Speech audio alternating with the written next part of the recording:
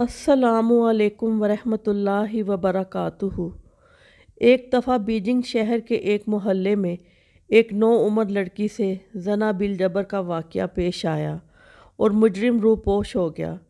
Chairman माओ मौका पर पहुँचे तो वो ख़ुद मुतासरा लड़की से मिले और इससे पूछा, जब तुमसे ज़्यादती की गई तो क्या तुम मदद के लिए चिल्लाई थी?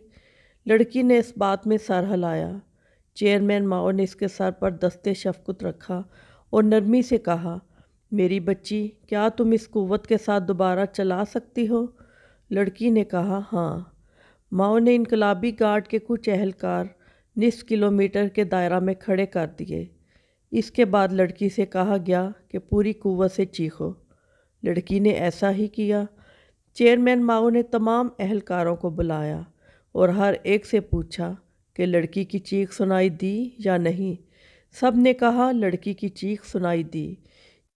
चेयरमैन माओ ने अगला हुक्म सादर किया कि निस्फ मुरब्बा किलोमीटर के इस इलाके के तमाम मर्दों को गिरफ़्तार कर लिया जाए और 30 मिनट के अंदर अगर मुजरिम की दुरुस्त निशानदही ना हो सके तो तमाम गिरफ़्तार मर्दों को गोली से उड़ा दिया जाए। हुक्म की फौरी तामील हुई और दी गई मोहलत को भी बमुश्किल 10 मिनट ही गुजरे थे कि मुल्ज़िम की निशानदही हो गई और अगले 20 मिनट के अंदर मुल्ज़िम को पकड़कर चेयरमैन माओ के सामने पेश कर दिया गया। लड़की ने शनाख्त की और मौका पर फैसला हुआ। मुजरिम का भेजा उड़ा दिया गया। मुजरिम से सर तक का वो दौरानिया महज 3 घंटों पर मुश्तमिल रहा।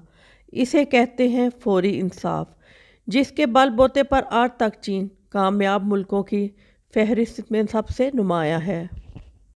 काश आज उमर रज़ी अल्लाह ताला अन्हु जैसा हुक्मरान होता तो पाकिस्तानियों की मासूम ज़ैनबों और फरिश्ताओं को स्याह दिन ना देखने पड़ते।